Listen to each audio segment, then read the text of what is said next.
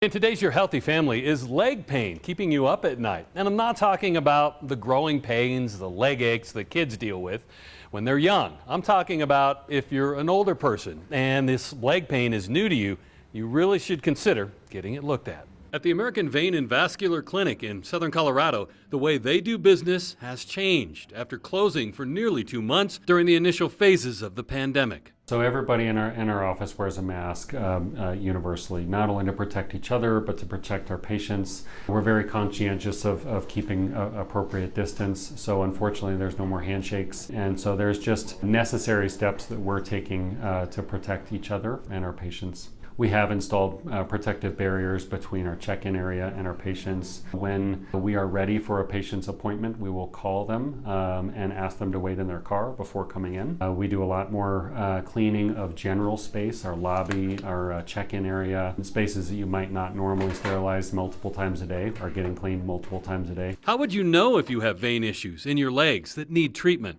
Venous disease, which is one of the more common things that we treat, is something that almost by nature is progressive.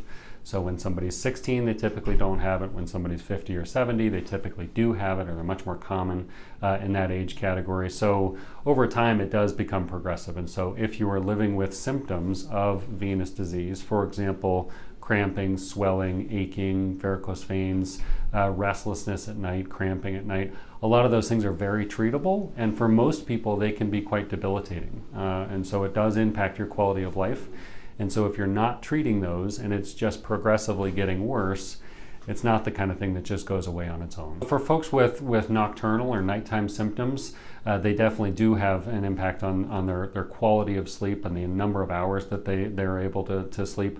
So if you wake up tired in the morning, generally you just don't feel as good. Generally you're not going to have as good of a day at that point, and then it kind of just it's a perpetual cycle that we see with our patients, where as soon as we break that cycle and we allow them to get a good night's sleep, then all of a sudden they're just able to resume better activities during the day with exercise, etc., and things just noticeably get better with their quality of life after they've had treatment of their legs. Moving forward, you should note, as long as medical offices are taking the proper precautions, there's no need to continue to deal with painful conditions that can be treated and improved. We do feel like we're providing an environment where people can get that taken care of safely, even in the setting of a pandemic. Watching out for your health, I'm Ira Cronin. For more health stories, head to yourhealthyfamily.com.